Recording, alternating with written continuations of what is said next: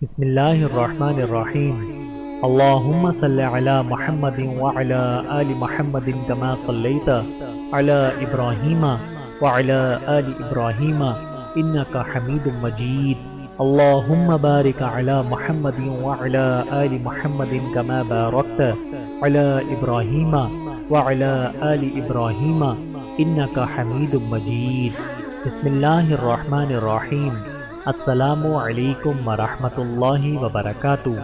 حقوق الزوجین، بیوی اور شوہر کے حقوق۔ خلاصہ کتاب۔ نمبر 1، اسلام میں ازدواجی رشتے کی بڑی اہمیت ہے۔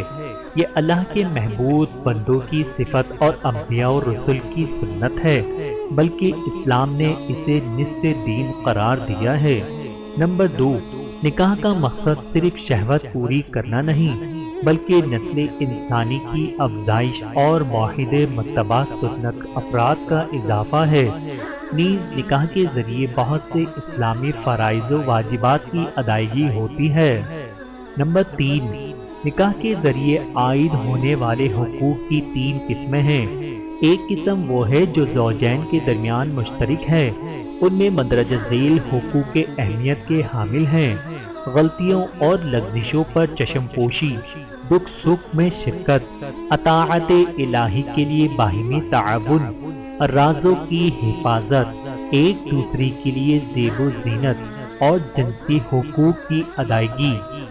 نمبر 4، شوہر پر بیوی کے حقوق سے یہ ہے کہ شوہر بیوی کا حق پہر ادا کرے، اسے نان و نفقہ اور رہائش مہیا کرے، اس کی تعلیم و تربیت کا انتظام کرے، اس کی عزت و ناموت کی حفاظت کرے اور اس کے ساتھ اچھے انداز میں زندگی بسر کرے۔ نمبر 5، عورت کے ساتھ اچھے انداز میں زندگی بسر کرنے کے کچھ تقاضے ہیں۔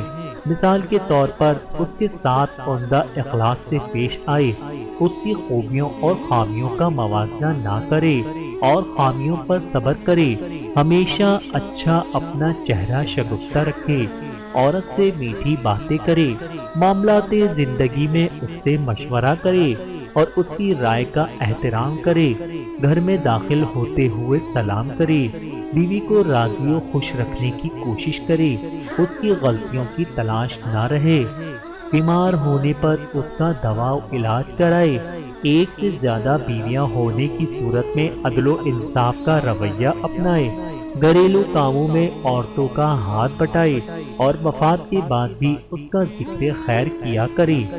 نمبر 6، بیوی پر شوہر کے حقوق میں سے سب سے اہم حق اس کی اطاعت و فرما برداری ہے۔ مکمل اطاعت یہ ہے کہ عورت اپنی رائے اور اپنی مرضی کے خلاف کاموں میں بھی بخوشی شوہر کے حکموں کی تعمیل کرے، البتہ یاد رہے کہ اللہ اور رسول کے حکموں کے خلاف کسی کی بھی اطاعت کرنا درست اور جائز نہیں۔ نمبر 7، اللہ تعالیٰ نے شوہر کو یہ حق دیا ہے کہ اگر بیوی سرکشی کرے تو شوہر شرعی حدود میں رہ کر اس کو تنبیہ و سرنوشت کر سکتا ہے، لیکن تنبیہ کے درجات، مراتب اور شرطوں کا لحاظ رکھنا ضروری ہے۔ نمبر 8، شوہر بیوی کو اپنے ساتھ لے جانے کا حق رکھتا ہے، بیوی اپنے باپ کے گھر رہنے پر اصرار نہیں کر سکتی۔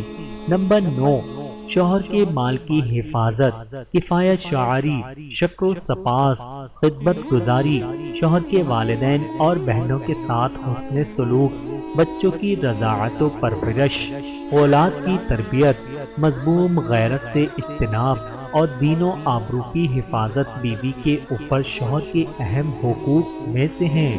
نمبر 10، بیوی پر شوہر کے حقوق میں سے یہ بھی ہے کہ وہ شوہر کی مرضی کے مطابق رہے اور ہر اہم کام کو شوہر کی اجازت سے کرے، شوہر کی اجازت کے بغیر نفلی روزہ نہ رکھے، اس کی اجازت کے بغیر کسی کو اپنے گھر میں داخل نہ ہونے دے، کسی غیر محرم سے بات چیت نہ کرے اور اس کی اجازت کے بغیر کبھی گھر سے باہر نہ نکلے، حتیٰ کہ مسجد بھی اس کی اجازت کے بغیر نہ جائے۔ بیوی اور شوہر کے حقوق سے متعلق یہ گفتگو جو ہماری عملی زندگی کے لیے نہایت اہم ہے، اب یہاں ختم کی جاتی ہے، اس امید کے ساتھ کہ یہ باتیں ہمارے لیے مفید اور نفع بخش، نیز ہمارے سماج اور معاشرے کی اصلاح اور سدھار میں نہایت کارآمد اور معاون ہوں گی۔